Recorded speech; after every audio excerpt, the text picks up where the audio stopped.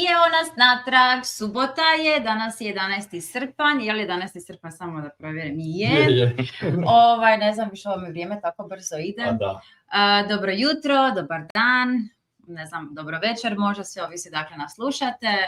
Dene ovdje pokraj mene, zvone s druge strane. Dobro jutro, dečki, ja sam sa svojim ekspertima ovdje nogometa. Danas ćemo malo pričati o svjetskom. Nećemo se samo hvatati Hrvatske, nego već cijelog sveukupnog svjetskog prvenstva. Malo ćemo pričati, možda, evo pitat ću, a dečke, zanima me njihovo mišljenje, tko je po njima, možda ko se pokazao, tko im je glavni favorit, koga vide u finalu, koji se igrač možda pokazao na ovom svjetskog prvenstva, do kojeg još nismo možda znali, čuli, vidjeli. Pa evo, pitat ću prvo Zvonu. Zvone, reci mi, molim te, zanima me, stvarno, ovo svjetsko prvenstvo je čudo. SAD, Kanada, Meksiko, toliko zemalja, utakmica. Evo, ko je tebi do sada, ne znam, možda iskočio od svih ovih, jeli? Reprezentacija? Da. To bez daljnjega Francuska, daleko najmoćnija ekipa i prije svjetskog prvenstva, to se znalo. To je ekipa koja je pokrivena 3 puta na svakoj poziciji, to nema niko na svijetu što oni imaju. To ne znači da će oni pobijediti, za mene jesu prvi favoriti, ali to ne znači da će na kraju pobijediti. Mogu i oni izgubiti, imati loš dan, ozljede, ne znam da li je Mbappé sad ozlijeđen. Sa Španjolskom igra sa polufinalom. Da, sa Španjolskom će biti teško. Španjolska je ekipa koja zna igrati, koja je također dobra na svim pozicijama, koja ima dobra krila i opasna je prema naprijed, tako da je super vezni red. Tako da je sve moguće što se po tom pitanju, što se toga tiče, ali Francuska definitivno daleko najbolja ekipa. Da, Deno, pitanje, tko je po tebi bio najveće iznenađenje ovog svjetskog prvenstva? Cape Verde, Zelenortski otoci. Da, istina. 3 boda, 3 utakmice i zadnju su izgubili malo na nesreću. Pa nisu, u 90 minuta ih niko nije pobjedio. Da, točno. Eto. Čak ni Argentina, nego sve išlo je poslije 90 minuta. Znači, je, da. Kako to inače ide. A mene zanima Norveška. Kakvi su vaše osjećaj prema Norveškoj? Mislim, oni su underdog. Dogurali su, evo, igraju večera sa Argentinom, sa engleskom. U 5 sati. Što mislite možda tko bi mogao izvući tu pobjedu? Pa, ja mislim da će biti teška utakmica. Nekako mi Englezi djeluju malo načeti, igraju fantastičan nogomet. Englezi igraju, neporaženi su u natjecateljskim utakmicama od kad god je Tuchel preuzeo klupu.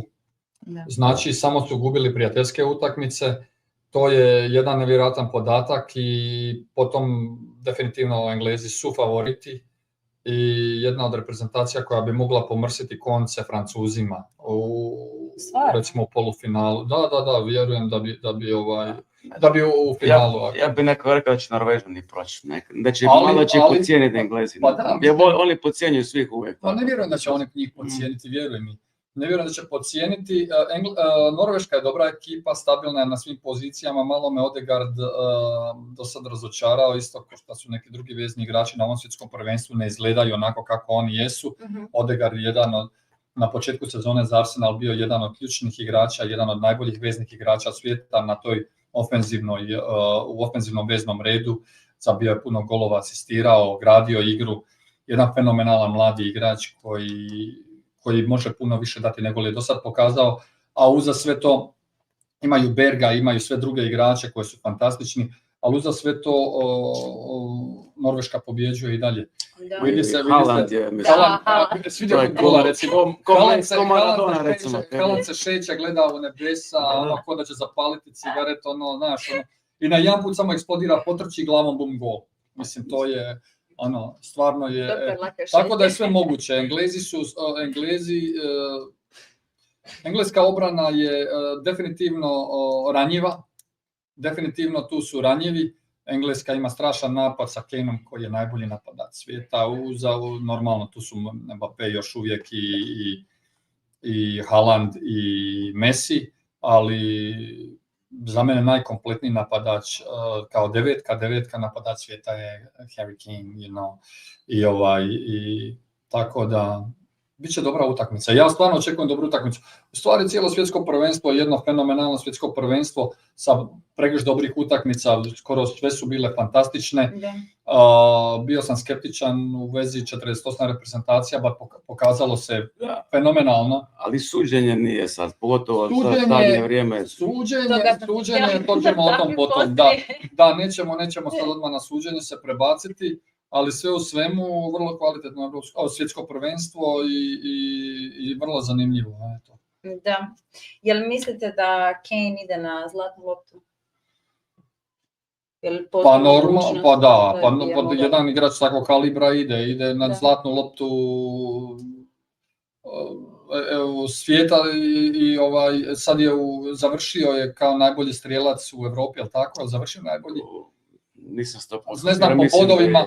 Ne znam po bodovanju, ali definitivno po golovima jeste, sad ne znam po bodovanju da li je, ali ja mislim da jeste. Ovisi da li je neko iz ovih manjih liga dao recimo 60-70 golova, ali se bode drugačije. Je bio blizu što se toga tiče. Se bode drugačije. Da, bodovanja su drugačije, ali ja mislim on je tu negdje. Treba to provjeriti, nismo baš mi analitičari toliko da... Da, tu je i Messi, samo ovdje se sezone ne preklapaju, tako da ne znam kako će to Sezona je 3. mjesec do 10. u Americi. Da, Harry Kane, Mbappé i Haaland i Messi svi četvero trče za tom zlatnom loptom. Nevjerojatno, tako nešto nikad nije viđeno do sada na svjetskim prvenstvima. Makar ja ne pamtim nešto tako. Deno, htjela bih te pitati, ko je po tebi trener turnira? Evo, vidimo, na primjer, možda nekih novih taktika. Što misliš da će ostati trend možda u budućnosti? Ima li nešto što tebi posebno se istaknulo ovdje? Mislim da ima dosta drugačijih sustava, 3-5-2, 4-2-3-1. Nije mi ništa baš da je nešto drugačije. Dosta, ko recimo Cape Verde, igraju dupli blok, čekaju, imaju brza krila i brzo prenose loptu na polovicu sa čim manje dodira.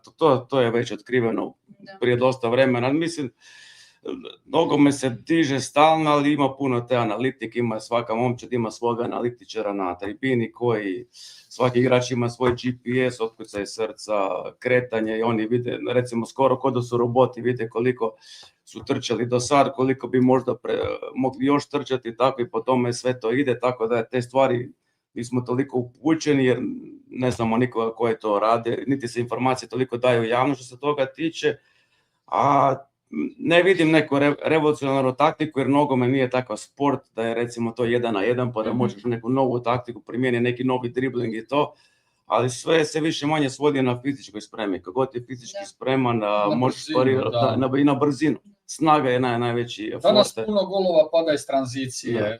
Znači, ko se bolje obrani i čim prije odvoji tu loptu i ide iz tranzicije, puno golova pada iz tranzicije. Vidjeli smo ko je pratio i Evropske lige i lige petice, da puno golova pada iz pogotovo englesko, recimo iz prekida, također iz kornera. Danas se radi na tome nemilo, strašno se puno radi na tome. Puno je fizičkog kontakta i koje se ne sudi više, vidjeli smo, nama se nažalost sudilo.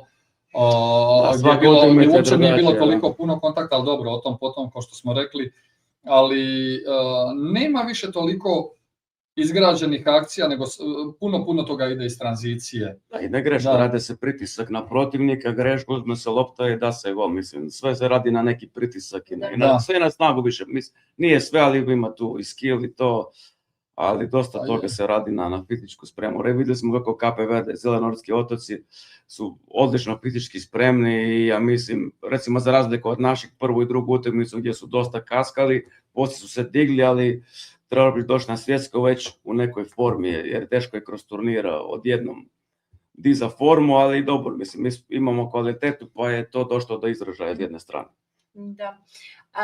Da bi naravno tim pobjedio, treba primiti što manje golova. Što se tiče golmana ovog svjetskog prvenstva, top 3. Puno dobrih golmana. Top 5.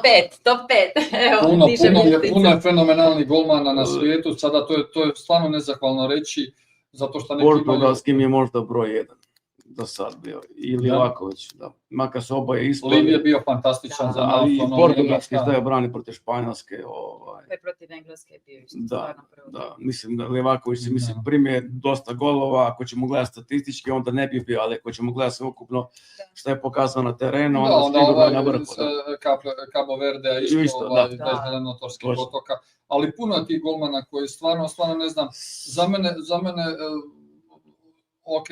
možemo reći najlošiji koji se ozlijedio juče, on je uvijek jedan od najboljih golmana svijeta. Ovaj američki golman mi je možda bio najloših.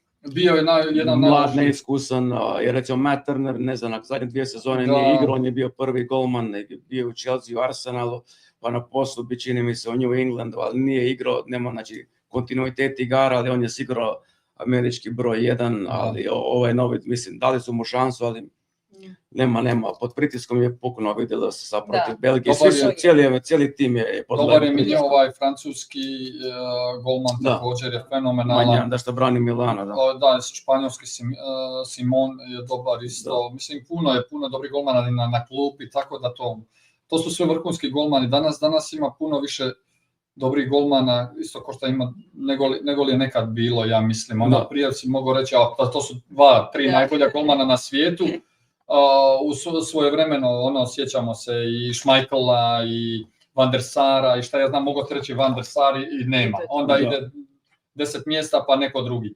Ali danas svi su toliko blisko, to je puno dobrih golmana. Alisson, mislim, nema tu šta reći golmani.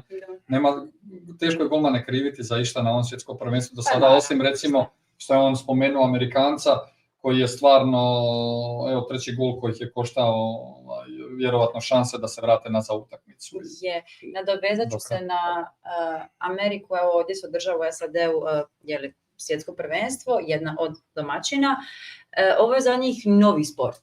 Jel vi vidite možda SAD kao u budućnosti nekom stilu ili će se možda pokušati? Da, ne bi se ne složio da je baš novi. Da, nije novi sport, ali je definitivno u zadnjih možda 10-15 godina rastući. Tako je. Negdje i popularniji puno nego je bio. 4. kad je recimo Metrostas promijenio ime u Red Bulls, onda su promijenili, onda je sve nekako krenuo taj MLS i ta popularnost. Pa prije kad je bio Metrostas, koliko su imali 10, 11, 12 ekipa ono vrijeme. Tako da sad imaju, koliko ekipa je u MLS-u? Oko 32, mislim. I nešto, to je, mislim, takav broj da te glava zavoli. To su prilično dobro posjećene utakmice. Nogomet je u Americi pogotovo u unutrašnjosti. Recimo, znam da je vrlo popularan recimo u Seattlu, u Portlandu, u LA-u prilično, u Atlanti nevjerojatno popularan. To je raspored. Rekao sam Seattlu i Portlandu, da.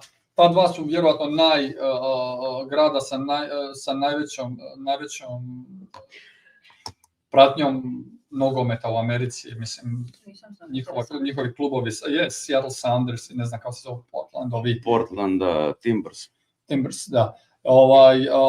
Njihovi stadioni su stalno rasprodani, Atlanta također je rasprodana uvijek. New England Revolution. Charlotte je isto sada prilično dobro popraćen, tako da, ne znam kako je Miami, znam da je Miami popularan. Miami je sad zbog Mesija, a dok nije bio Mesija su bili nigdje, znači bili su na dnu, došao je Messi i par ovih iz Barcelone koji su igrali i odmah se promijenio narativ, ali poskupili su karte 300%. Da. To isto odmah se vidjela razlika. Evo sad tu recimo Kazemira doveli, sad će, mislim, osim što dovode zvijezde koje su već pri kraju karijere, dovode i mlade talentirane igrače iz Europe, u MLS više dovode samo recimo starce koji više ne mogu hodati u Europi pa dođu igrati ovdje. Da, ko što je svojevremeno došao Pirlo pa se osramotio ovdje umjesto jedan igrač takve kvalitete. Gledao sam ga više puta. Žalosno. Loše. Žalosno, jedan najboljih igrača svih vremena pa dođe u Ameriku i onda se ide sramotiti. Recimo sada ovi koji su došli sada, oni igraju na visokom nije fizički bio spreman. Nije mogao trčati. Recimo Ibrahimović i Beckham, oni su jedni začetnici toga. Thierry Henry, njega sam gledao više puta za Red Bull, više puta. I Tim Cahill. Malo manje zvijezda, ali jako poznato u Australiji, fenomenalno igrao. Od naših, možda, Dario Župarić igrao redovito za Portland 2-3 sezone, golman Kaklina, najbolji golman 2 puta za redom, vrlo stratan golman. Čudi me da on nije završio na nekom treći golman. I mi ko reprezentacija imamo puno dobrih golmana, niko se ne može približiti Lidiju. Stvarno je fenomenalan. Što se tiče korištenja tehnologije za budućnost, možemo li očekivati tehnologije VAR, čipove u lopti možda na europskom prvenstvu? Ne, UEFA je protiv čipova. Baš su poslali, nije upozorenje, ali poslali su neki dopis FIFA da se ne slažu sa puno sudačkih odluka i ono što je kao Trump napravio, nije napravio, da je zvao predsjednika FIFA Infantina, to su reagirali burno i oni su dosta drugačije organizacije od FIFA. Rekao bi FIFA je više onako sve novac i sve ide preko toga i ne žele da obični ultrasi dolaze na stadione, da ne bi bilo slučajno nekih nereda, ali i baklje, ali to je sve dio nogometa i to je tako, pogotovo u Europi i Južnoj Americi. To je dio sporta. Mi živimo taj sport, mi živimo kroz takmice. FIFA je, što se tiče novac, ona želi promovirati nogomet po svim sferama svijeta, ali tako? Tako da oni vide u tome definitivno novac, zato što je nogomet najpopularnija igra na svijetu, ali ima i tu i prednosti nekih. Recimo, ja sam bio protiv ovoga svjetskog prvenstva u Katru, isto ono ko što sam sad bio protiv 48 reprezentacija, pokazalo se ok. Pokazalo se isto dobrim na kraju krajeva. I ako vidimo ove afričke reprezentacije, koliko su one napredovale, fenomenalno. Da, to je tako lijep nogomet se igra, evo, meni je Maroko uvijek bio drag, kao i po stilu igre i po svemu, njihov trener je fantastičan, Egipt se digao, Senegal fantastičan, imaju oni tu još puno ekipa. Evo. Da, nisam mislio to kontekstu, mislim samo u kontekstu da recimo običan smrtnik, običan radnik se ne može priuštiti recimo kartu od $1000 za utakmicu, to je katastrofa, iako je bilo i malverzacija s karatama, to ćemo za drugi popustiti, ali mislim to mi je nepojmljivo. Mislim to je skuplje nego NFL, igra manje utakmica, ima manje ekipa, igra se samo 3-4 mjeseca, mislim, opet drugačiji sport i sve to, ali ovo je globalni sport, NFL nije globalni sport, znači trebalo bi biti više dostupnije, znači pristupačnije ili nešto tako, a ne da se doslovno bogate na račun ljudi. Mi smo nažalost osjetili na našoj koži. Što se tiče hrvatske budućnosti i reprezentacije, što možemo očekivati od naših i od novog trenera? Pa, izgleda da će biti trener Slaven Bilić, kako smo i prvi put gospodin Denis Draganović najavio kod nas tu ekskluzivu. Dosta ljudi je to prihvatilo kao da nije istina, izgleda da sve ide prema tome. Sad su počeli drugi mediji to prenositi, već se bira stožer Biliću, znači samo se čeka. Pa čeka se da on potvrdi. Čeka se da on potvrdi, navodno sad. Nešto rekli su ponedjeljak, ne znam zašto baš ponedjeljak, ali tako se nešto priča. Jeste li vi zadovoljni s tim izborom? Pa znaš šta, za mene prvi najdraži bi bio favorit Sergej Jakirović, koji igra moderni nogomet, koji je već dokazao se kao trener koji igra moderni nogomet i koji bi bio baš po guštu. Čovjek zna pravi izbor igrača za svoj stil i bio uspješan gdje god je došao. Evo sad je došao u Hull City gdje je cilj bio da ostane u Championshipu, to je drugi. Ali nije ostvario obećanje. Nije prošao i još gore. Znači, zaradio je klubu 100 miliona funti odmah na kraju sezone, tako da on je meni bio broj 1, a Slaven Bilić definitivno bi onda bio broj 2, jer ne vidim nikoga drugoga osim Ivice Olića koji bi sad trenutno mogao preuzeti klupu ili eventualno Modrića, kojeg se nadam da će igrati i biti uz Slavena neko vrijeme. I onda preuzeti klupu, jer ja mislim da je Modrić bio sam selektor na terenu. Da, ja bi sve napustio Olića u mlade. I dalje, je radi fantastičan posao. Radi fantastičan posao, ja mislim da je još prerano ga povući za prvi tim. Mislim da bi tu trebao Modrić biti kao jedan od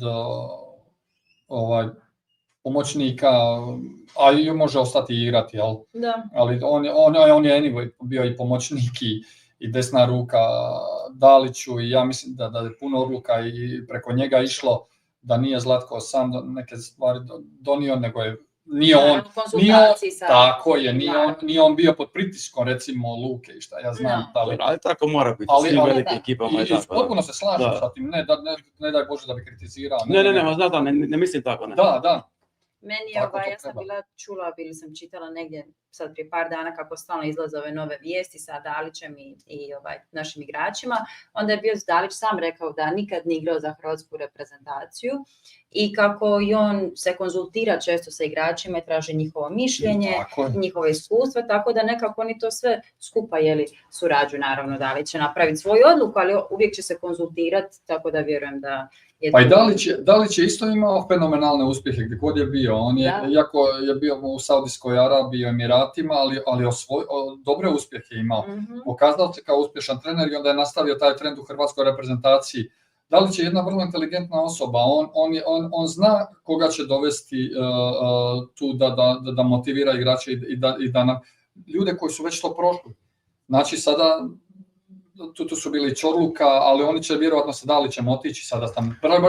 Čorluka je analitičar bio, da. Da, ali govorim, tu su i Olić i Čorluka i svi ti igrači, bivši bili Subašić, ne znam koga sve nije imao, mijenjao ih je, neki su išli svojim putem, pa su se vratili, neki tako, ali uvijek je birao te igrače koji su već iskusili, to imaju iskustva velikih turnira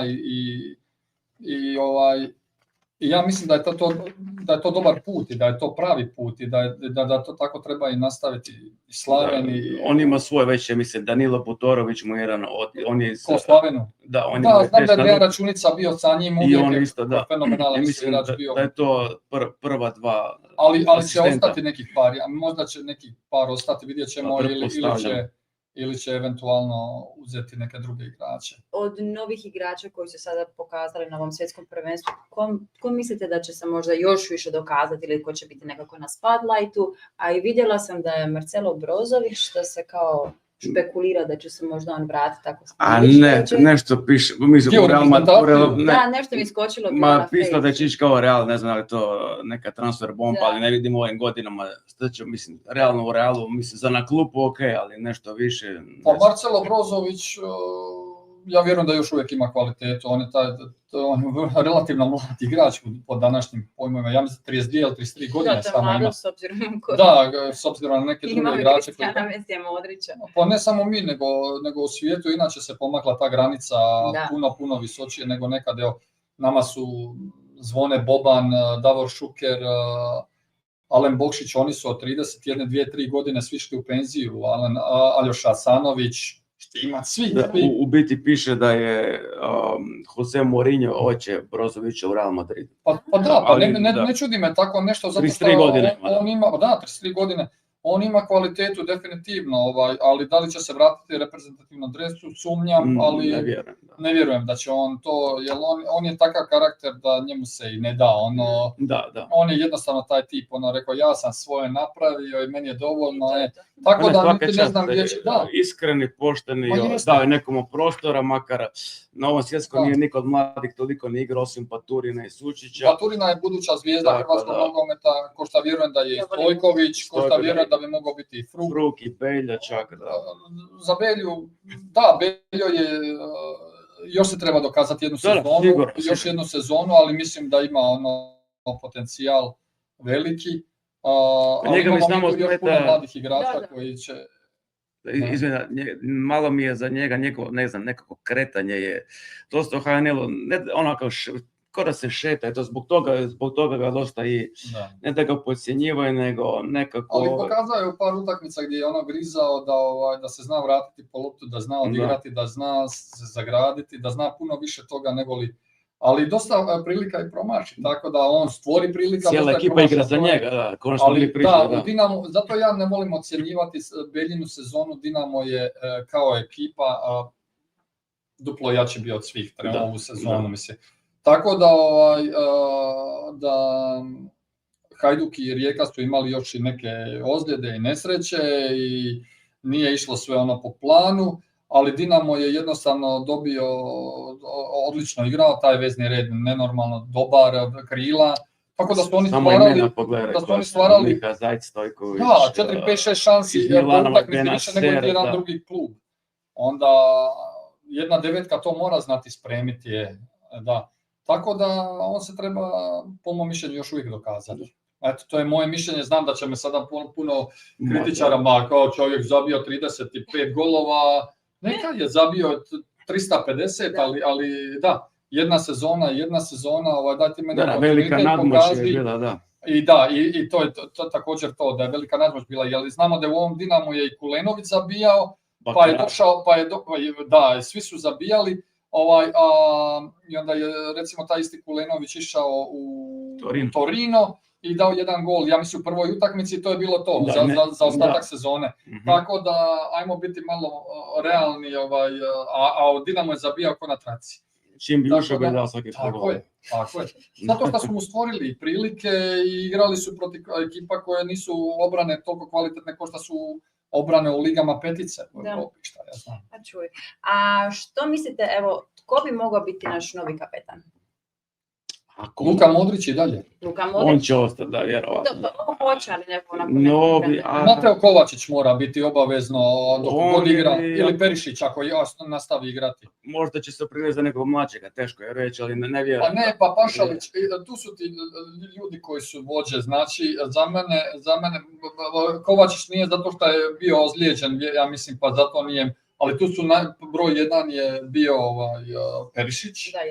A broj 2 Mario Pašalić. Da. I to ide sa iskustvom i sa zaslugama i sa tim koliko si glasan, po mom mišljenju, makar je tako bilo u moje vrijeme i kod mojih klubova i kad sam ja trener bio i kad sam bio igrač koji je najglasniji na klupi pa i na terenu.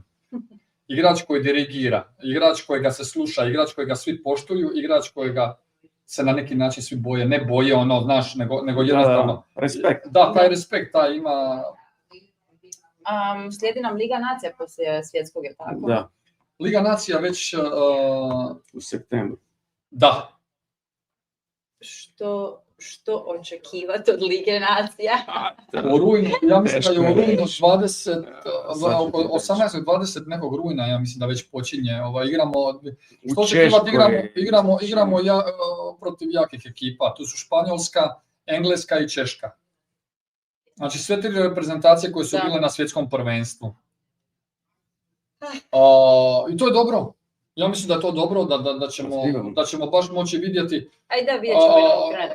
kako će sve to izgledati, jer ja mislim da kvalitetu definitivno imamo igrati protiv bilo koga. Pa mislim, mi ćemo prisustovati 2 utakmice.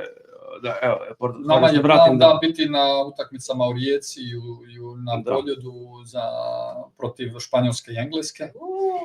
Da. Da, jer a 3 dana prije toga igramo protiv Španjolske u Španjolsko, pa možda bi mogli otići za... road trip. Da. Prva utakmica je Češka-Hrvatska 26. septembra u Češkoj. Da, i onda druga je 23 dana kasnije. 3 dana, 29. u Španjolskoj. 5 dana kasnije na Rujevici. Da, i onda 3 dana na Poljudu. Opet na Poljudu, opet Španjolskoj. Povezali, da, inače ne rade to. 4 utakmice u koliko? 4 i onda 2 u 11. mjesecu imamo, da. To je zbog svjetskog prvenstva u biti su napravili, da. Da, u studenome imamo 2 utakmice samo, inače igraju su 2, ne znam. Ako će neko financira karte, možemo ići. Evo, čujte, slušajte. Evo, ovdje možemo ići u Španjolsku, isto nema problema. Da, uglavnom imamo 5 minuta. Ja sam vas htjela pitati, jel vi znate odakle dolazi riječ, to jest ne riječ, nego ta terminologija za underdog. Znači, Hrvati su bili underdog 2018, osvojili smo, pa poslije. Jel znate uopće kako je to došlo u ovaj nogometni svijet? Vjerovatno iz kladionica, ja bih rekao, ako možda, jer uvijek se to priča o tom underdogu. Sad je underdog Norveška. Da. Za mene su baš oni su pobrali te simpatije ko što smo mi više puta u prošlosti znali pobrati te simpatije, sada su Norvežani ti. Zasluženo. Da, apsolutno. Mene zanimalo kako je došlo do underdog. Ja ne znam odgovor na to pitanje. Pa slušaj ovo. Dakle, riječ nije nimalo simpatična, gledajući kontekst u prošlosti, dolazi iz 19. stoljeća, iz vremena okrutnih pasjih borbi. Pobjednik borbe je bio top dog, pas na vrhu, a poraženi onaj ko bi završio na dnu bio je underdog. Wow. Dakle, pas odoli. Sredinom 19. stoljeća izraz se pojavio u Americi, među ostalim u popularnoj pjesmi o psu koji gubi u borbi. A s vremenom je postao simbol svih onih koji se bore protiv jačih od sebe i tu je zanimljiv obrat. Danas underdog nije uvreda, nego je kompliment. Jer svi volimo navijati od slabijeg. Da. Viš ti kako... Ja uopće nisam razmišljala o tom. Ne, ja sam promašio, mislim, rekao sam kladionica, da. U biti, to je bila kao neka vrsta kladionice, mislim, vjerojatno su stavili neke kamenja, neka ili nešto, ili žito, ili nešto. I ovi psi, pjetlovi... To je u Sjevernoj Americi pjetlovi. Pa da, to je uvijek bilo, to su bile kladionice, to se uvijek, da. Rani početci kladionice. Da. Da. Znam, evo pri kraju imamo još 3 minutice, malo smo kasnije počeli, ispričavamo se zbog toga, ali evo, brzi, danas imamo utakmice 2, kako vidiš današnje utakmice, ishod? Pa već sam rekao, Norveška, Engleska će biti vrlo teška utakmica, ja mislim da pobjednik će pobijediti golom razlike. Onaj koji zabije prvi bi mogao biti čak i pobjednik na kraju krajeva, vidjet ćemo. Još uvijek daje malu prednost Englezima. Dobro, a Argentina i Švicarska. Argentina. Švicarska. Stvarno? Deno, to je personal. Znaš ti kad je kad ti god vodimo podcast i sve, i onda ti gledamo ove ekipe po Evropi, znaš da nas 5 ti kaže a Deno, a B. Uvijek kontra, znaš, Deno uvijek nađe govori, pa gdje si to našao sada? Stvarno, dobro mi je šok, Švicarska. To bude zanimljivo. Dobro, ok. Njemu je Brazil bio pobjednik ovoga... Da, Brazil, a rekao sam i Norveška isto. Ja u finalu. Ne, rekao sam Brazil. Stvarno sam očekivao da će Ancelotti to staviti u red, da će biti bolji, ali jednostavno nisu. Da. Ne znam. Pa sam očekivao. Finale 2 protivnika. Pa ja sam od samoga početka rekao finale Argentina, Francuska ponovo i ponovo da će Messi dignuti taj pekar, bit će opet utakmica žustra, žestoka, puna kontakta i svega toga i mislim da su Argentinci po tom pitanju nekako im je lakše igrati pod tim pritiskom i naviknuti su zato što se u Americi, u Južnoj Americi igra taj prljavi nogomet, pa oni idu na nož, ono što se kaže. Da, jako prljavo igra. Jako prljavo, a ovdje smo vidjeli suđenje tolerira. Toleriram se previše i ne sviđa mi se to. Ovdje se na ovom svjetskom prvenstvu se tolerira žustrija igra definitivno. Ali njima pogotovo. Recimo kod gola Egipta za 2-0 kad su prekinuli. Ali to je čisti faul bio. Evo ako ćemo da se nadovežem na to, pa pazi. Brzo. Evo da na brzinu, da. Znači, ako je faul napravljen, recimo u obrani, ko šta je Egipat napravio, taj faul napravio, i imao je posjed lopte sve do gola ili do sljedećeg prekida, onda VAR može vratiti situaciju nazad. Da je došlo do promjene posjeda lopte, automatski se briše taj faul kojega sudac nije zvao. Znači, oni su imali kontinuirani napad, kontinuirani posjed sve do gola i onda je VAR definitivno došao, ono je čisti faul, ono je ok. Samo što se meni sad postavlja pitanje zašto nije to isto napravljeno kod trećeg gola Argentine, kad je bio faul, zato što bi onda se trebao svirati, zato što faul je bio u 16-tercu i trebao bi se svirati penal za Egipat i onda bi Egipat vodio 3-2, a ne Argentina 3 minute prije kraja 4. A možda bi mi bili sad ovdje igrali danas utakmicu. Da nije bilo senzora u lopti. I te dlakice. Te dlakice ili vjetra ili šta li već. Evo, mi smo došli, podne je, Dolazi nam Saru Škoda sa predivnim gostima, bit će jako interesantno. Sarice, dobar dan, dobro nam došla, a mi ćemo brzo jednu glazbu ubaciti ovdje, tako da možete kavicu uzeti i spremiti za sjem. Pozdrav! Jedinoj ljubavi mojoj, oči sretne vide samo tvoje boje i bude onaj osjećaj u meni da zauvijek te volim. Moja želja to je, ja pjevam glasno, a ti samo kreni. Igraj moja Hrvatska, kad te vidim, ja srce mi gori, srce mi gori. Ono vatreno, uvijek pamtilo, neka se bori, za tebe bori, jer te čekaju sve gore i tvoje plavo more.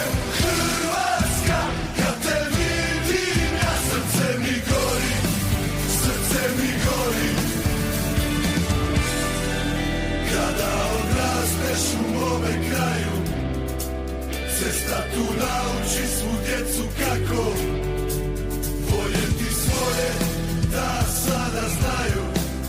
Uz tebe tu su i kada ne ide lako, oči sretne vide samo tvoje boje i bude onaj osjećaj u meni da zauvijek te volim. Moja želja to je, ja pjevam glasno, a ti samo kreni. Igraj moja Hrvatska, kad te vidim, ja srce mi gori, srce mi gori. Ono vatreno, uvijek pamtilo, neka se bori, za tebe bori, jer te čekaju sve gore i tvoje plavo more. Hrvatska, kad te vidim, ja srce mi gori, srce mi gori.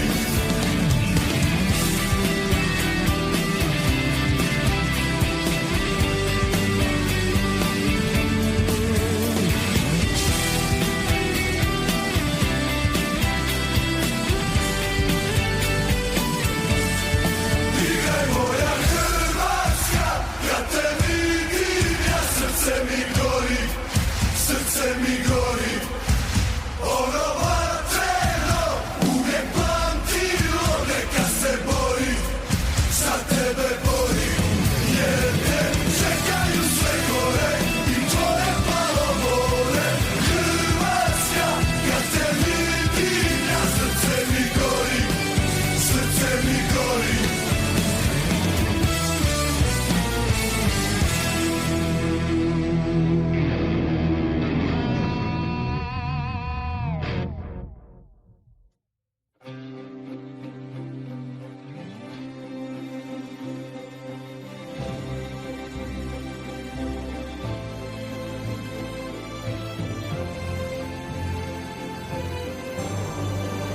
Jutro kad se budim, bez prozora, jer tu zemlju ljubim, moja Hrvatska, ruka srcu kreće.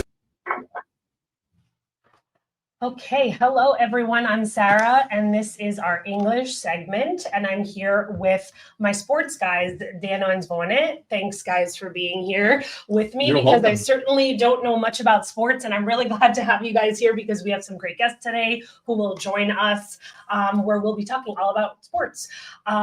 Since it is sports and we have a couple minutes before our first guest joins us, what are you guys, I know you guys talked about it in the last segment during the Croatian, but what do you guys think about this World Cup at this moment? How it's progressed, where it's come, just in general, some thoughts. Like we said before, I think it's a great World Cup, very interesting, very competitive. Ante's here. Okay, good. Welcome, great. Ante. Hi. Ante's Okay, here. we're going to jump right in. So we are joined by Ante Kvartuč, who is the leading expert on Croatian sports and culture in the English language. He is the founder of CroatianSports.com. He has built an entire global platform connecting fans through exclusive coverage of Croatian athletics, history, and entertainment. Ante has founded CroatianSports.com, if I am not mistaken, in 2008, and has interviewed so many of Croatian sports royalty and more, and he's done an amazing job during this particular World Cup. So Ante, welcome. Thanks for being here today. Oh, we cannot hear him. Us? Can you hear us? He cannot hear us either. To nije do nas, sve radi, njemu nešto ne. Mic. It's all connected. Daniel, can you hear us? Neither Daniel can. Sve je spojeno.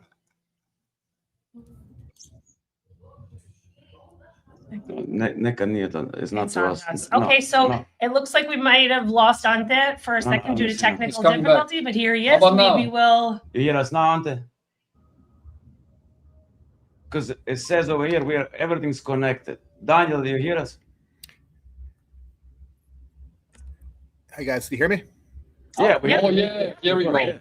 Great. No, I can tell everything's connected. Can you hear us? I hear you. Yes, is Ante there? Ante, do you hear us? Hey guys, I'm back. You completely froze on your wonderful introduction. I apologize. Well, hopefully you got to hear some of it. Basically, it was praising all of your wonderful work that you've been doing. I heard you it froze. I apologize for that. Thank you guys for having me to Croatians Online. Daniel, it's great to see you again. It was a great party in Philadelphia. So thanks for connecting us all. This is what it's all about. Exactly. We are really super happy to have you here. And I think we're just going to get right into it. I mean, you've obviously grown so much and you're so well known in the Croatian sports world and in our diaspora. I know that I've been following you along because I live in the diaspora. So I think you've made such a wonderful mark on that. So I guess we're curious first just how you started this.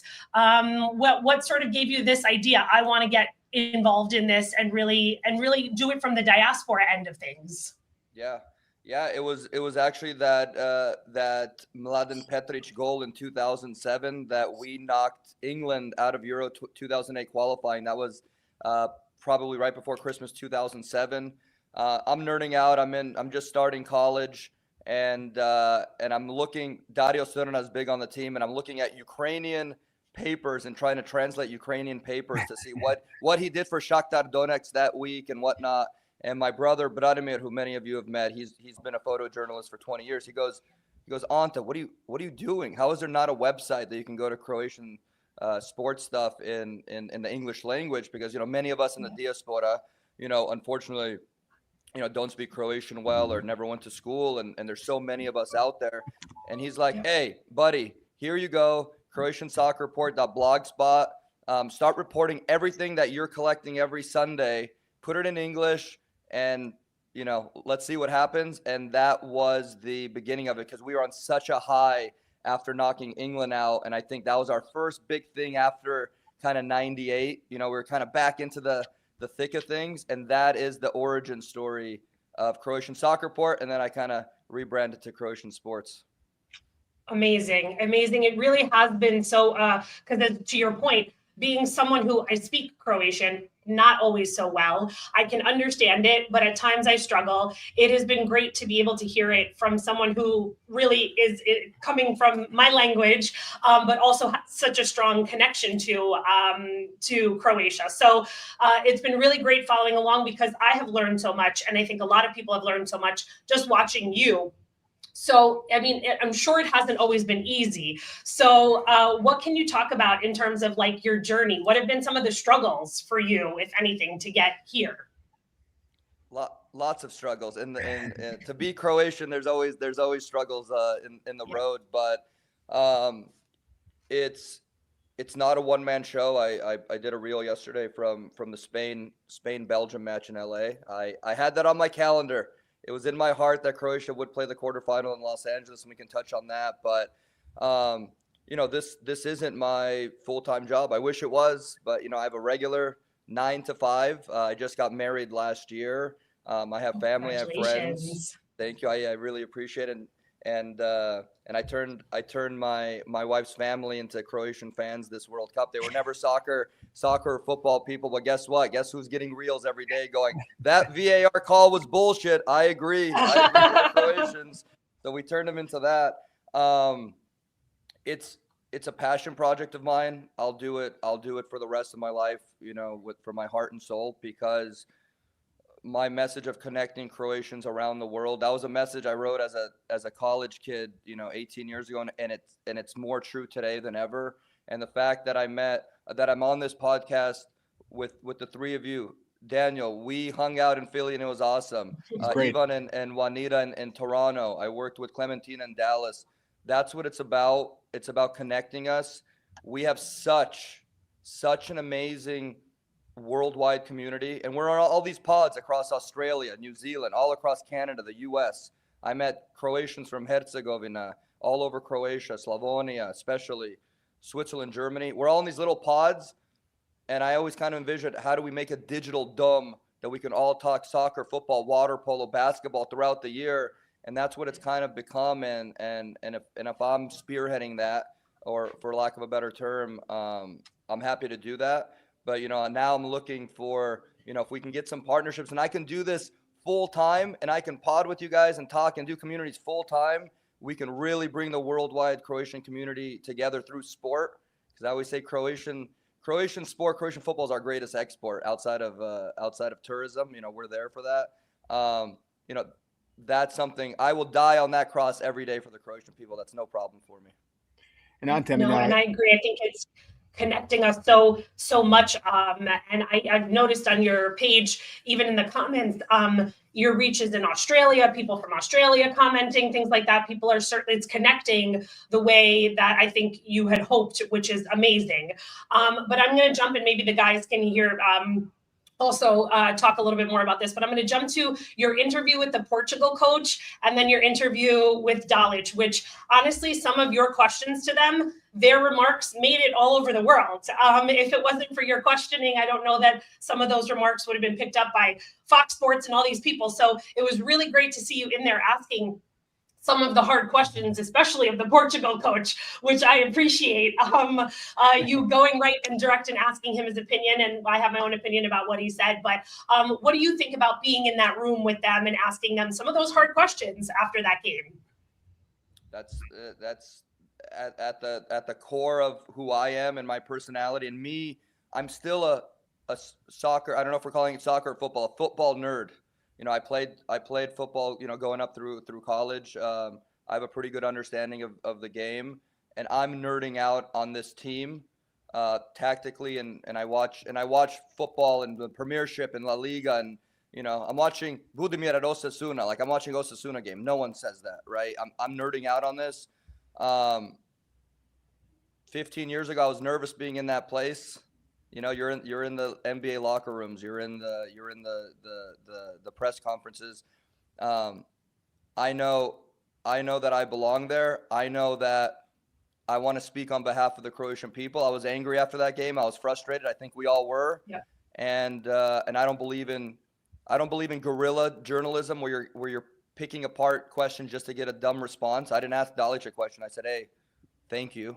Right? You know, he's been asked enough questions about his future and VAR. He doesn't need that in that moment. But I think you can be smart as a fan. I think you can be smart as someone who's, if you want to call me representing the culture. He gave me a political answer, the Portuguese coach, Roberto Martinez. But that, you know, they're chiseled to do that. If I waited 15 more minutes and saw what was on Twitter, and I really knew that it was the incorrect call, because that happened 20 minutes after the final whistle, so there's only so much information you can gather. I would have asked them, hey, if we knew this was the wrong call, would you move on with Portugal and say, hey, that's the game? Or would you say, hey, in the spirit of the match, in the spirit of the game, would you replay that? That's the question. Yeah. I wish I had 20 more minutes. You know what I mean? So I love the game of football, the beautiful game. It really does connect people, and you saw what it did for us this World Cup. I'm not sitting here with the three of you in New York. I don't get to meet Daniel. Daniel, we're going to be friends forever. I already know that. Next time I hope so. I mean, I'm liking a lot of what you're saying. Believe me. I want to interject at some point too. It's very good. But I appreciate that, Daniel. Like you're such an awesome guy, and I can't wait to hang out. We crashed a wedding, for God's sakes, in Philadelphia. We crashed a wedding. But I want to say our team has the qualifier. The more games we play, the more time we get to spend together, and that's what I'm learning about the World Cup. Yeah, it's 20% about the match and the tactics and the strategy and the players, but when we're together, it's truly magical. Croatians, no matter where you're from, domovina, diaspora, we do have one consciousness. Frozen. We can go right into. We have one soul, and I can mention something about the Spain-Belgium game. It's a little negative. I don't want to kind of go that way on other people's cultures. It was a morgue yesterday at this game. I was in the stadium. It was a morgue, and I was hurt that if we had an opportunity for 20,000 Croatians to be in LA at the quarterfinal, that place would have been on fire. And I was so disappointed at what I was witnessing. So I knew if we were there, it would have been special. And I think we could have filled that stadium. 100%. Sorry, you guys, Daniel caught on there. Please half of it. That's right. No, it's like actually, I was thinking something similar about games in New York. You know, the games were played in the New York, New Jersey stadium. That's what they call it here. You know, had we played there, we would have taken over Manhattan. And I didn't see any of that passion. I saw some of it, but nothing like what we would have done. And it just upsets me that we didn't have that opportunity. I keep thinking that over and over. When Ecuador played, it was a lot of Ecuadorians, the big population. Any South American team in New York, they have a big population, big fan base. But also, you have to look at it this way. What Ante mentioned about Spain, Belgium. You know, Spanish teams, they play in Champions League every year. All these big competitions. A lot of fans that just burn out, and they usually go on vacation to a World Cup. You know, they're constantly in the top of the world. So when you look at it that way, maybe it's a little hard, you know, to constantly be right one and always supporting and cheering. And a lot of the fans that are hardcore weren't allowed to come in the country. So it's a lot of things connecting. But no, I agree 100% that if Croatia played, that, you know, everything will be on fire. But, you know, when you look at the big teams, it's a little bit different, unfortunately. It is. Yeah, and I'll say this, and I was talking, and my brother Branimir, the brains behind the operation. You know, he's our producer here at Croatian Sports. He's not exactly a soccer tactical guy, so he loves the culture more than the game, but he's learning more about the game now. I'm sitting next to him in the press box. We're sitting next to Ivica Medo. I know you guys know Ivica Medo from goal. He says hello, by the way, and he's like, what's going on here? And I go, well, Spain is they're kind of on a high. They're kind of in a cultural civil war because there's the Spanish that are like Madrid, and then there's Barcelona and Catalonia where they don't like each other, but they don't come together during tournaments. Look, we have Hajduk and Dinamo. We have Torcida, BBB, right? They don't like each other. We know that, but we never let that come in between us when international football comes, and that's the difference. We put country before club. They put club before country, just like in England, and that is the difference between us. Amazing. I guess you're just as we've heard the news that Dalic is leaving, and you got to say and share, I think, what so many of us in the diaspora and in Croatia probably felt about his work with the team. So thank you for speaking, I think, on behalf of all of us, but especially someone in the diaspora. You put it into such great words. What are your thoughts and feelings about him leaving and potential replacements? And then I'm going to make sure you guys really speak about that because you guys know a lot more about that too. But what can you say about that? What Dalic has done results-wise and culture-wise for this team is unheard of. He did it for 9 years. Most international coaches only do 2 or 3 cycles. That's 4 to 6 years tops, if they're good. He did 9 years. He went to back-to-back World Cup semis, 1 final, 2 medals. We can talk about that's easy. We all know that. He gave us a Nations League final. In 9 years as a Croatian head coach, he led us to 3 medals. And can we honestly say anything after 98? Did anyone here in this room say we will ever medal again after 98? We probably thought Šuker and Boban and all those guys, like that was the top. He did it. He wasn't afraid to clean up the locker room. He was a culture guy. He threw out Nikola Kalinic. We all know what happened with Rebic. He put country before any individual player. He was definitely a culture guy. Me and him can go back and forth on tactics, as we all could, I'm sure. And that's something that the next coach will come on. But I think what we all need to understand as a nation, I talked to a lot of fans. Are we going back to the final this year? Or semis? I'm like, guys, making a World Cup and making long runs, it's a privilege. It's not a right. We have to understand that. You step on one grenade in a tournament, and we did with that BS VAR call, that grenade killed us, right? You don't go, there's no tomorrow. You go home and that's it. Look at Germany. They have one of the best leagues in the world. They haven't won a knockout stage game since 2014, since they won it in Brazil. Germany didn't get out of group stage the last 2 World Cups. Brazil going, oh, we're Brazil and we have the best players in the world. They can't make it past the quarterfinals. We beat them in a penalty kick shootout.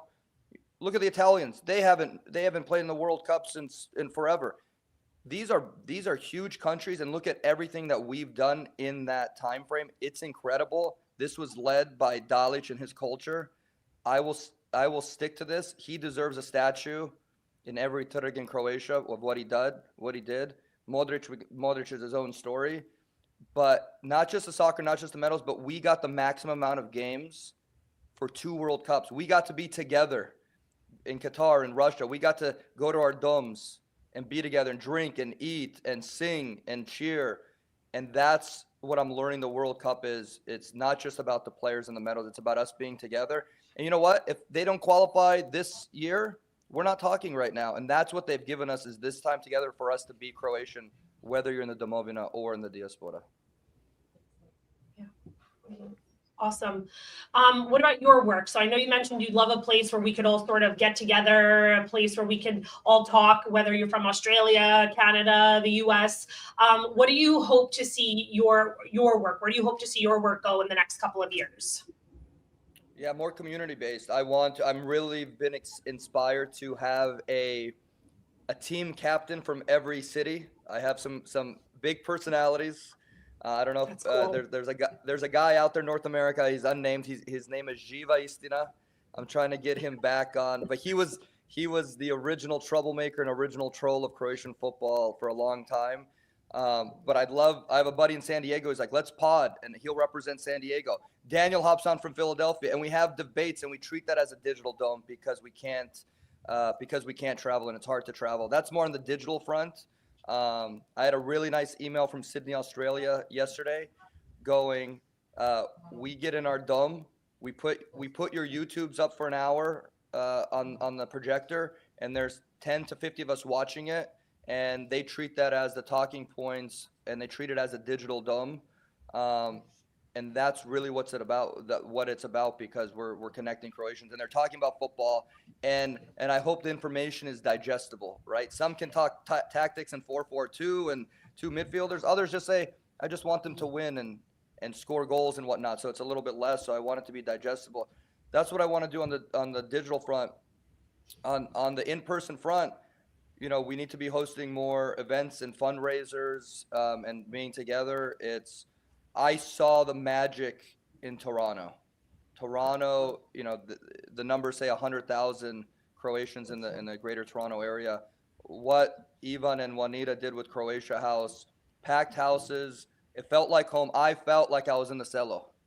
Yeah. Like it was amazing. Like we had the Chavape, we were drinking beer, all that stuff. We're singing our songs. They had the band. More of that throughout the year, and if I can help glue that together, however that makes sense, that's the next evolution of that.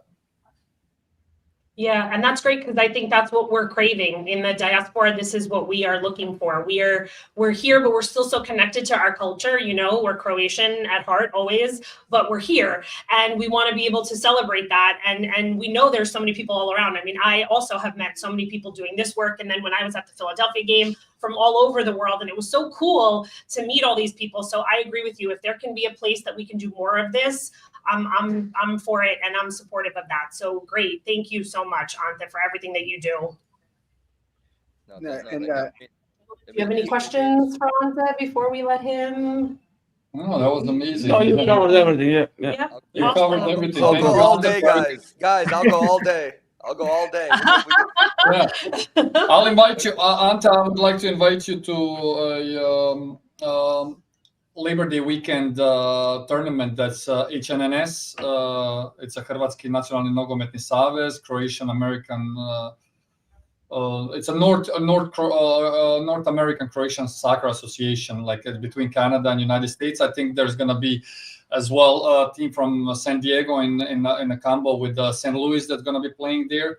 So that's also a big soccer tournament that's every Labor Day weekend happening all around. Every year a different team is a host. There's like, I think right now 20 or 22 members.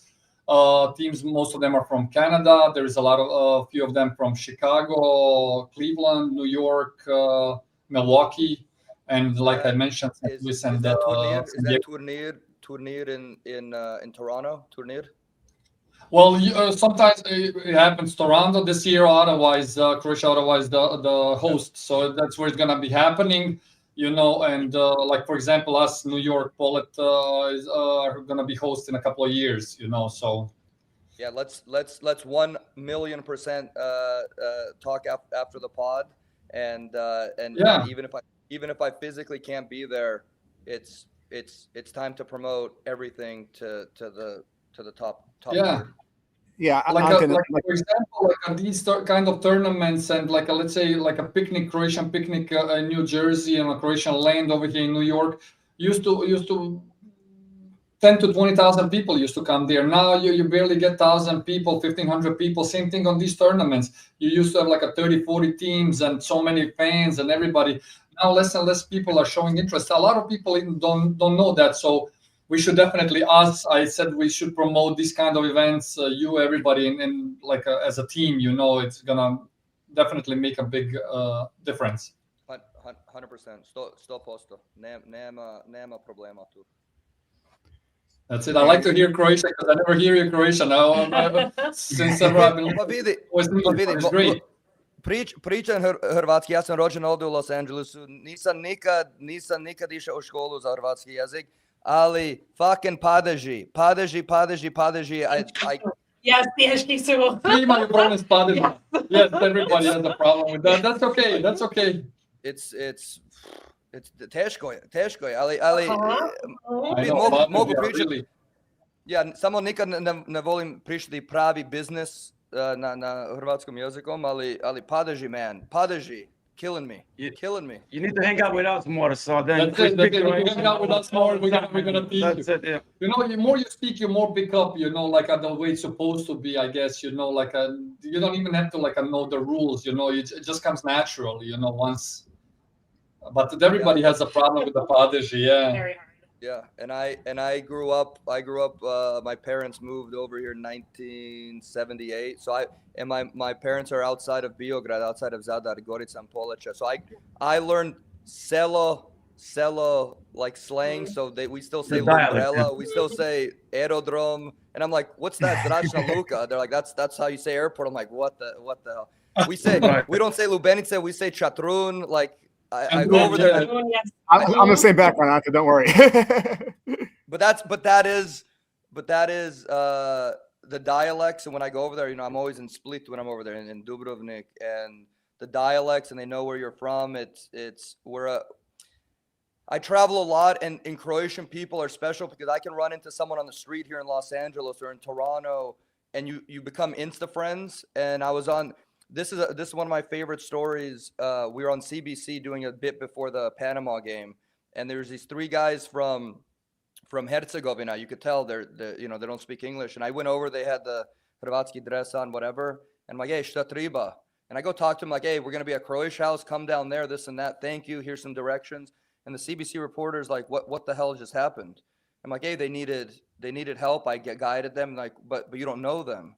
And I go, it doesn't matter. There's an insta trust in our culture that you won't see with the English and Americans, Canadians. That's what I saw. It was unveiled. It was always there, but it was unveiled during this World Cup. And like, we all need to understand how special our culture is. And I saw it unveiled at this World Cup. This was my first World Cup, and then like, and it's so cool, guys. And I think you guys know that, but you know, we're very tough. We're a tough culture. We know that, but there's so much beauty. There's so much beauty, even in North America, even when you leave the Domovina. And that's the number one thing that I learned outside of football and all that. But this, what you explained right now, is exactly why we are one of the safest countries in the world, not only like in Europe, but in the world as well, you know. So that's the reason, you know, because we are all like accepting people, like, you know, we are friendly. There is not much evil, you know, going around, you know, very, very little, you know. Yeah, I send my Croatian friends. I have a good friend that runs a hotel in Dubrovnik. I send my friends there by myself, American, Canadian friends. They come back going, best time of my life. The people are so nice. The food, the vibe. They're like, I want to move here, right? And it's like, and that's how we need to start supporting, you know, Domovina as much as we can. You know, we have to do diaspora, we have to do Domovina, we have to do a lot of different things, but we're doing it by talking about it right now, and that's the most important part. Absolutely. Yes. Thank you, Ante. We can't begin to tell you how much your work has really helped so many of us, myself included, who's not a sports person. So I love watching your work. So thank you, and good luck with everything that you do, and we hope we'll see you here again. 1,000,000%. This is just the beginning of a long road, but I love it. I'm having fun. I hope you guys are having fun. Daniel, we are. Thank you for all your work in Philadelphia. Big applause to Daniel. I know permits, emails, late nights, all that stuff. We were texting all day long. It's not easy. We're all doing this as a labor of love. You know what I mean? That's exactly what it is. And like, I don't mind doing it as a labor of love as long as it takes, you know. And like, my focus really is now, you know, I have a son who's really into it, and, you know, into soccer and whatnot. And like, I like what you're doing. And I think all of us need to focus on getting, you know, the Croatian youth more engaged, and the HNS more engaged in North America. And the next interview is with Alen Vukobrad.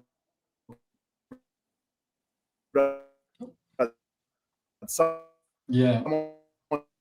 Oh, his internet is not Daniel, we might be losing that Daniel.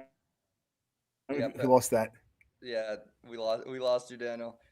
We lost him. We lost you for a bit. You see me now? Yeah, now you're back. I'm losing you guys. Do you see me now? Yeah. Okay, I don't know why that is. Yeah, no, I was saying, I don't know how much got cut off, you know, but yeah, just all of us, I think the key to next generation continuity in the communities, we have to keep the youth engaged, the youth involved. There's a lot of, you know, Croatian soccer programs for youth right now, and Alen Vukobrad, who is going to be on the show next, is one of the guys doing that for HNS here in North America. So, Ante, I hope together we can promote more of that stuff here next couple of months, next couple of years, because the World Cup really brought us all together like I've never seen before, to be honest with you. I'm still coming off that high myself. Yeah, and you hit the nail on the head, and I'll leave you with this. I know you have other stuff to do today. We all need to understand this. Croatia is now a global brand because of our football. Yes. We can't just stop after the World Cup and, you know, go to the beaches, go to, you know, Odmor and just forget about it. We need to pour gasoline on this fire that they built for us. I've seen at games, I've seen Latinos in Rose Bowl not wear Luka Modric Real Madrid jerseys. They're wearing Luka Modric checkered Croatia jerseys. We're a global brand. The future is bright with our players. So for all those guys going, you're old. We were old in 2016 and 18. We keep going. We're stubborn, right? We have, but without going into the play, Baturina, Petar Sučić, they're going to be chef's kiss. They grew up this World Cup. They're going to be fine. We're going to be completely fine with the next coach. We're a global brand. Agreed. We can't think small selo village style anymore. We got to work together, but people want more of this Croatian product, not just us, but worldwide. I've seen it. I've talked to them, and keep that in mind as we move forward together. That's very important. Awesome. Thank you, Ante. Pleasure, guys. Thank you, Ante. Thank you. It was a pleasure. Have a good day. I'll see you soon and have a great weekend, sounds good. everybody.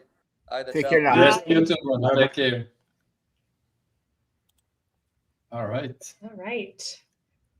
I don't know if our next guest is here yet, but nope. Maybe we'll play a little music while we wait for our next guest. Yeah.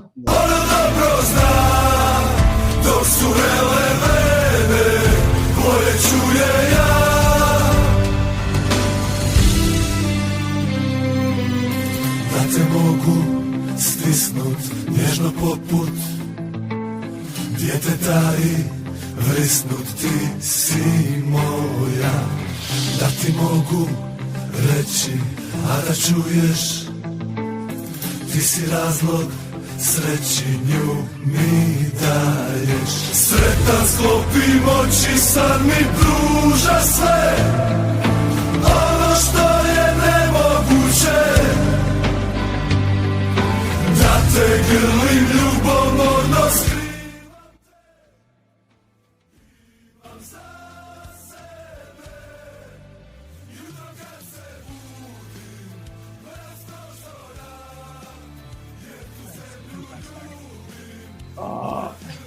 Yes, so we are back on right now. Now we can come right now. Oh, great. Okay. So today we're joined with another guest. We have Alen Vukobrad, who is joining us. He is a Croatian football or soccer, as we say here in English, in American English, football coach whose inspiring journey has taken him from beginnings that started in Croatia to an accomplished coaching career in Canada and then back home again. After spending 18 years in Canada, he coached Croatian Toronto, and then he also did the FC Barcelona Academy in Toronto as well. He recently returned to Croatia to continue developing young football talent at NK Istria 1961. His story is one of perseverance, I can't speak, I'm sorry, passion, and a deep connection to both the Croatian homeland and the Croatian diaspora. And we are excited to hear more about this remarkable journey from Alen, who is joining us today. Hello, Alen, how are you? Hi, guys. Hello to everyone, and greetings to everyone listening. Great. Thank you for being here. Now, you have had such a career. So what can you, I guess, just kind of talk to us through your journey? You started in Croatia. What made you go to Canada? Sort of tell us a little bit about your story. Yeah, basically born and raised in Bjelovar, Croatia, the small city in central Croatia. And like any kid, at that time, we didn't have too many options. Like I will say that the sport was always, kind of, the way of living, in our blood. And I'm still seeing until today that when I need to say one thing about Croatia, the first thing that comes to my mind is sport. Like I was just like a regular kid, who, I had like a chance to experience that like a sport from the first hand. And I had like two options, football or handball. In my city, the handball was sport number one. I think 1974, 75, the handball club from my city was like the European champion. And of course, that has like the huge impact on the generation that came after that. But I picked like a football.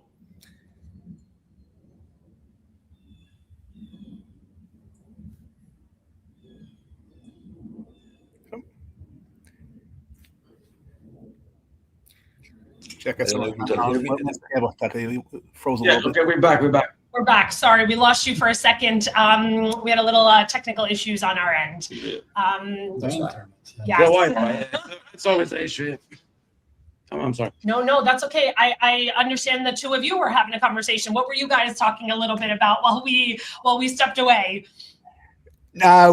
We just said that there's probably something going on here with you guys in the background, the Wi-Fi. But for sure.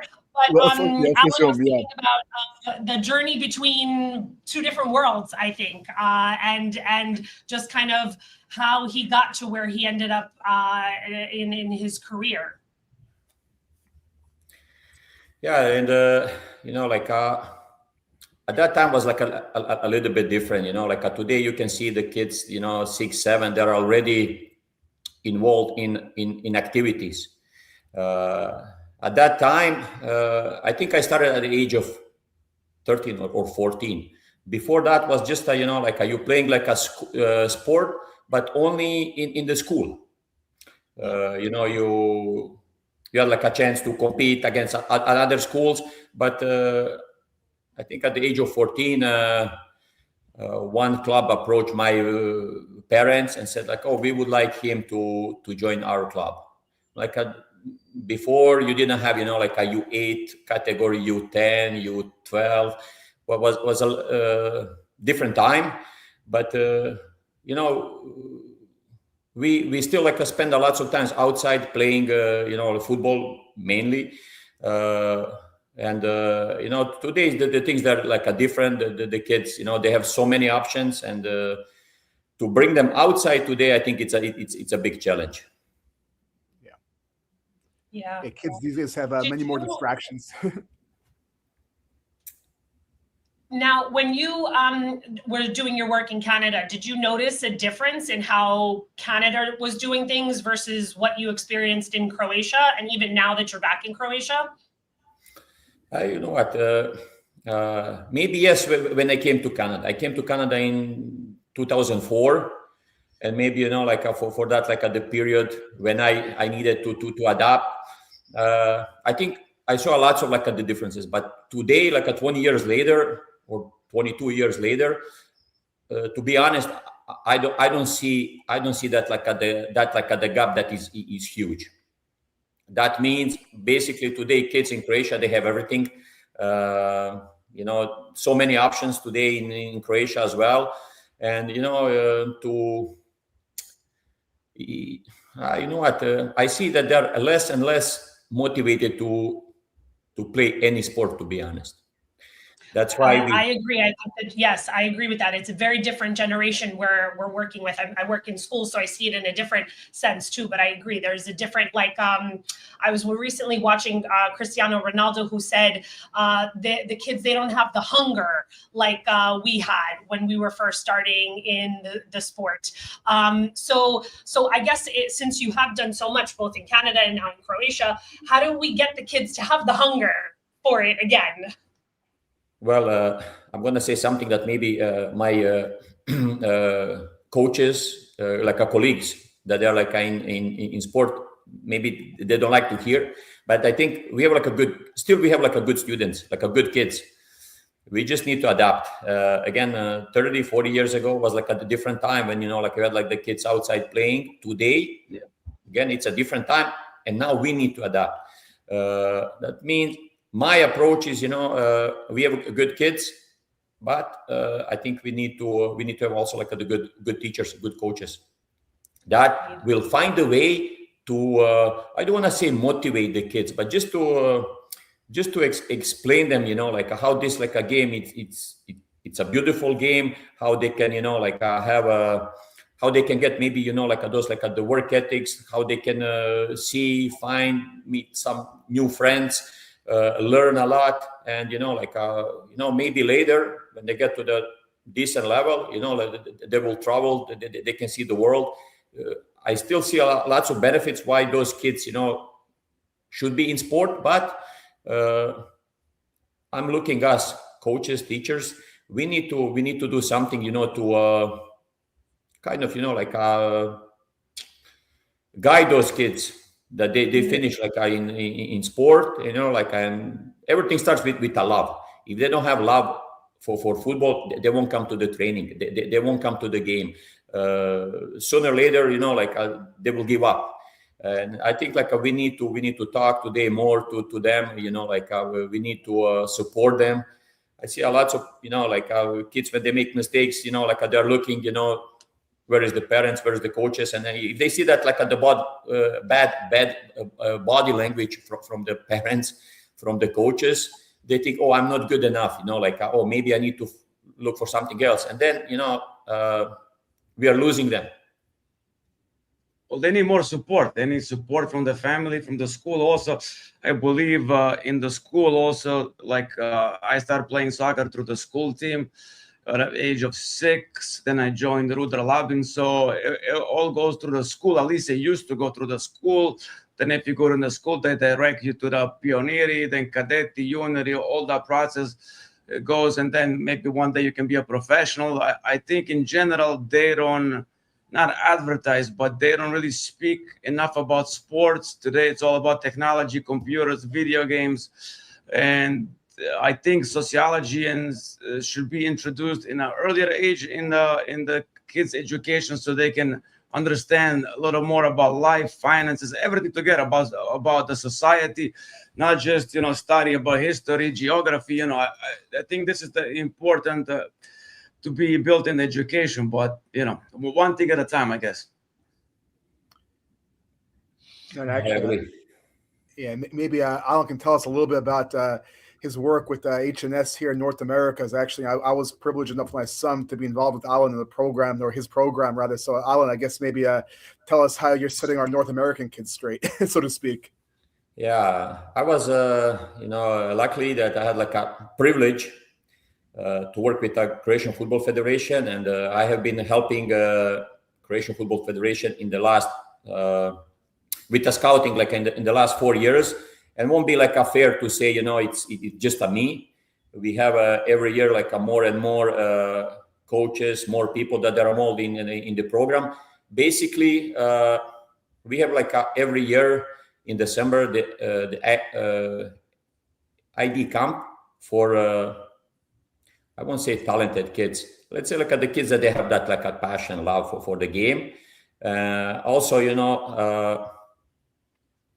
main goal is like to find another Pulisic, but this time we don't want to see that Pulisic is going to play for US. It's basically idea that next Christian is going to play for Croatia. We had also like the situation with Niko Sigur, and I respect both of them, but this like the program is specifically made for those like Croatian kids that they have that like passion, love, and then we bring them here to Hamilton. Like I said, like the last 4 years, we train here for 3 days, and then we try to select the best ones, and those that we selected, they had like a chance to go to Croatia, and they had like a chance to compete against Dinamo, Hajduk, also like our kids that they coming from diaspora from Germany, from Australia, basically around the world. I like your point that we really need to start reaching out to the diaspora. I know that, Pulisic ended up not playing for Croatia, but he's with the US, but finding those stars that have that connection to Croatia, I think is so important, because we know now that Croatia doesn't have as many people living there anymore. Most of us are scattered throughout the world. So what are your ideas in really getting people interested in the diaspora to not only play the sport, but also maybe want to play for Croatia too? You know what? First of all, like we are talking about boys. I hope in the future we're going to have like also like the girls program. But they're like 12, 13, 14 years old. They're still kids, and this is how we all see them. We see them as a kids, not like a professional players. But now we are showing them something that maybe they didn't have before, like generations they didn't have before. It's an opportunity. Example. In the last 4 years, I think we had like more than like 50 kids went to Croatia, trained with Dinamo, with Hajduk, with Osijek, with Istra, with Rijeka. Before, I got information from a lots of the ex-players and the families. They're telling me, "Oh, we didn't have this kind of opportunities." Like, we went to Croatia just for vacation, but now, like today, I had like the two meetings, and some boys we will train this summer in Istra, we'll train in Karlovac, we'll train in Zadar, which is nice to see that they're going on vacation, but and again, mostly of those kids, they're the kids that went through that the ID camp, that we know that they're already in love with the game. They have certain qualities. And we just want to continue, maybe we don't see you at the age of 14, but maybe at the age of 16, you can be, in that, the program of Croatian Football Federation. I mean, I think that you're right. It always starts with the young kids. And I think that your expertise is so needed and it's so often sought out. My understanding is that you are often sought out in your expertise in a lot of the work of the sport. How does that feel that people are coming to you and asking you for your knowledge to help grow programs or even, you know, tactics and things like that? How does that feel? Yeah, mostly, you know, they're asking for formula. Yes. Formula is, you know, hard work. Without that, you know, we cannot go far. The second thing is also a huge dedication. You know, in anything, I believe that you want to be successful, you need to you need to put a lot. If you put like a 20%, more or less, you will get 20% back. That means, you know, like we are trying to tell them, yes, now you have opportunities, but you will need to put a lot of work, a lot of dedication. And, you know, now after like the 4 years, I'm proud to say we have some boys, example, like from Florida. Of course, they need to have like a support from the family, but example, like the Kai Naisville, that was like one of our the players born in Miami. Now is the member of Nogometni klub Dinamo Zagreb. We have Roko Pehar, the kid from Chicago. He's the member of Hajduk Split. And I think I can say also like the Niko Grandov, the kid from New York, soon will be like in Pula and will represent Nogometni klub Istra 1961.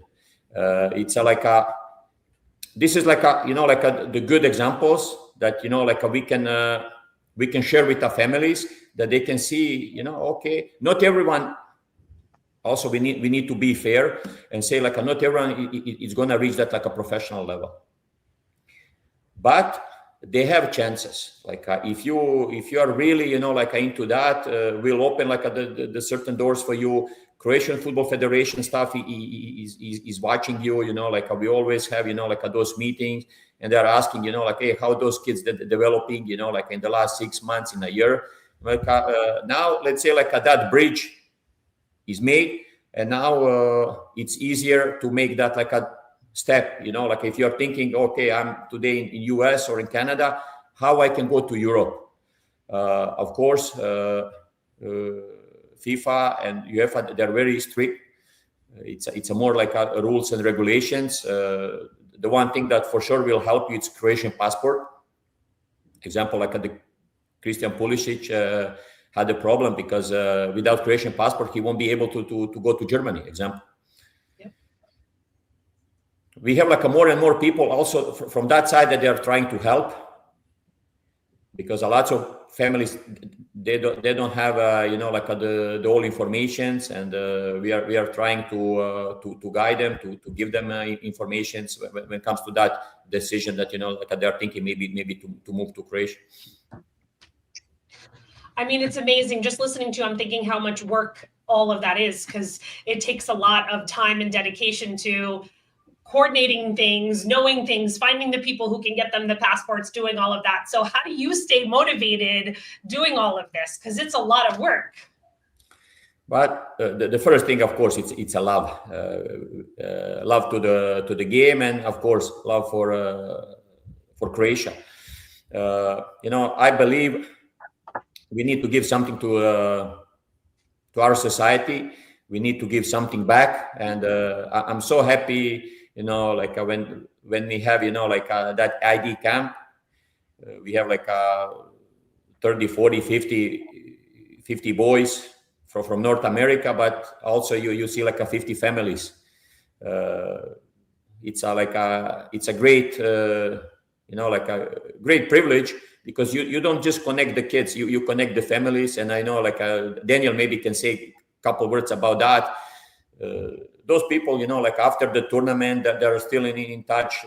We had like the World Cup here in North America, and I was seeing, you know, like the pictures from those like families. That means like we didn't connect them for a day or 3 days. We connect them for something that is more important, like we connect like a Croatian society, Croatian families, example, like people from Texas, now they have like the friends in Toronto, or families from Vancouver, now they know someone in New York, like great, at the beginning, maybe we didn't see that like at the big picture, because the main focus was like on those, like the kids and football. But now, to be honest, I cannot wait December and then the new ID camp. Yeah, me too. I'll say for me, like being involved with the whole Vukobrad program, I mean, it was it was special, because it's like it's what you're saying. It's like it's like you see the WhatsApp group, the families. We're still connected a few months later, and like I saw a lot of these families in Toronto now at the Portugal game, for example. And we helped each other get tickets and all these things, and we're constantly talking about other things. And it's even in Vukobrad. We were a tight group there. We had the Vukovarsko pub, the one bar in Vukovar. We were all hanging out there every night, and it's a special program. And like, it's like, again, I hope my son's going to again next year, obviously. But I mean, even beyond that, I mean, I think personally, it's one of the best programs for these Croatian youth that exists right now in North America. And hopefully, you get the word out there and more youth start coming to Toronto over December to this ID camp, and it grows. And that also just increases the odds in its own that we'll eventually get a North American player, a North American born player on Croatian national team. But then that'll happen if we grow this out more. Yeah, I agree. I think it's great. Like, I mean, it makes me think of when I'm watching Spain too, but also the France team, where most of those guys are from their diaspora, playing on their team, and they have the best team, So that would be such a wonderful goal to have some kids from North America playing on the national team. And that, Alen, it sounds like something that you're really working hard towards doing, which is amazing. So I guess that kind of leads me to what do you see in your future with your career? What do you hope for from your career in the future? Well, again, I'm going to be honest. The reason why I moved to Croatia, because I didn't see potential here for me as a professional coach in Canada, right? Because you have like a few professional clubs in North America and in Canada. And I was thinking, and of course I had like the support from my family, and I moved to Croatia like 3 years ago. Again, it's a different environment, not just for the coaches, for the players as well. You have like an opportunity. I hope one day we're gonna have a chance in maybe in Canada. US has better structure. But I'm hoping for all kids like in Canada, they will have like a better, a better exposure. Maybe to, if Canada can be like the top country for hockey now for basketball, why we cannot be competitive in football? Football here, it's still, we have like a Croatian families from here, they're trying to get to Croatia. We have like a Portuguese families from here, they try to get to Portugal. But this is like an individual that doesn't have nothing with a system, One time, like when we're going to have the system here, then we'll see that, Canada is going to produce like more players. But these kind of things won't happen with qualified people, like a qualified coaches. And, even this like a program that we are doing for Croatian kids, me like an individual person won't be able to do a lot. We have here, like a group of experienced coaches that they are like in every single camp. Also, we have a support from Croatian Football Federation. Like last December, we had Mr. Pletikos and Mr. Krpan came to Hamilton. It's a different thing when those families they see Mr. Pletikos and Krpan over there, and of course the kids, it means something to them. Unfortunately, in Canada, in my 20 years, I didn't see that any, like a top or professional person came to my training. Now, the kids, if they don't see that, they can question, okay, where is my future in this sport? For example, in hockey, in basketball, they can see that. And Alen, I should throw one thing in there that really, hit me and actually even my kids more. In Vukobrad, as we went to the final, who played the final? Dinamo, who they play against? I forget. Dinamo Lokomotiva. Right. So it was Dinamo Lokomotiva in Germany, took third place there, right? Yeah. So the ceremony there afterward, again, these are 12-year-old boys there, 13-year-old boys. Zlatko Dalic is there giving the 12-year-olds their medals and their trophies.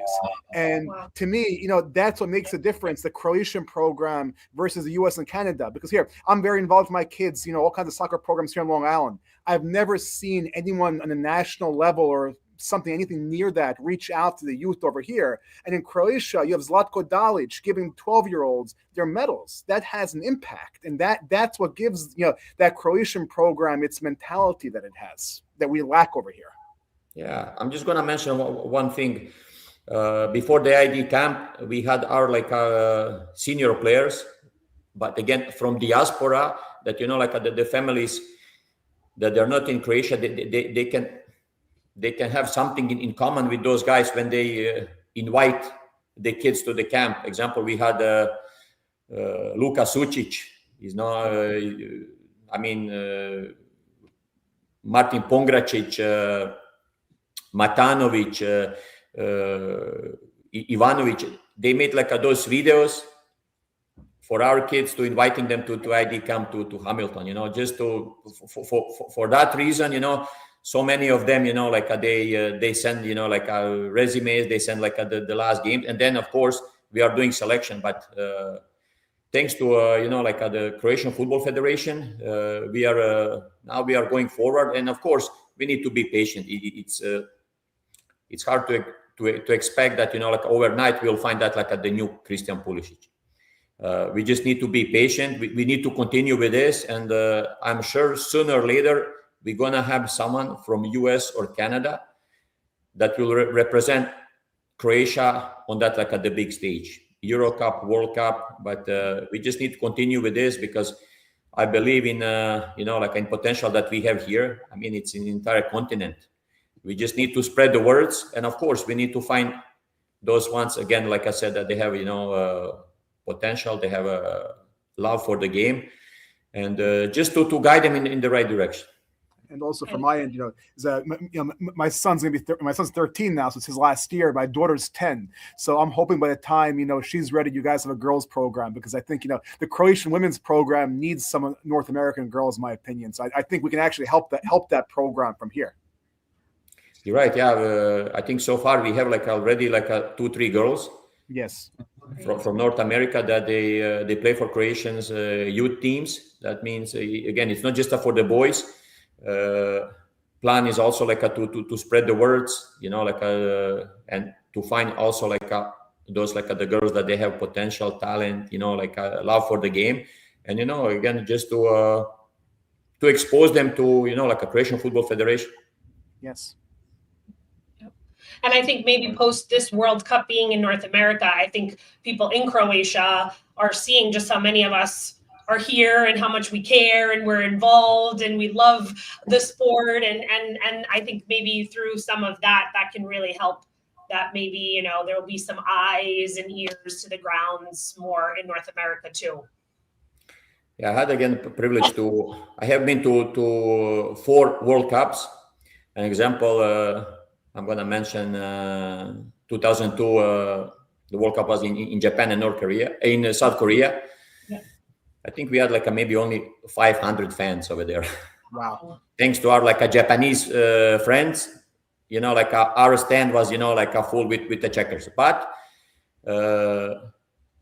this World Cup, I had a chance to go to see the game against Panama.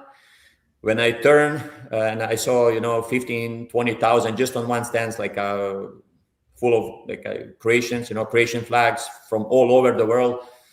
It's a different story. Then I know how it was maybe before when that, a sport was still important, but, maybe we didn't follow the national team. And today when, the people, from Australia will come to Canada, or people from Canada will go to Russia, it's a big thing. Yep, I agree. Wonderful.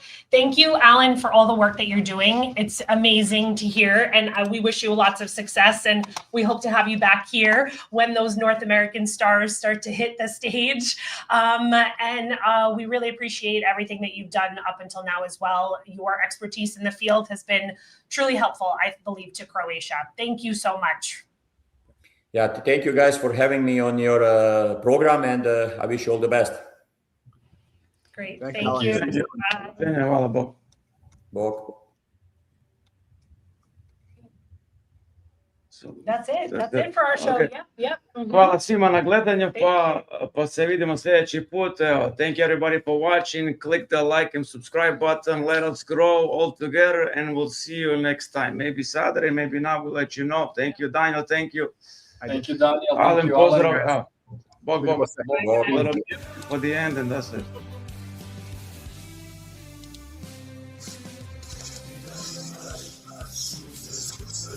Festival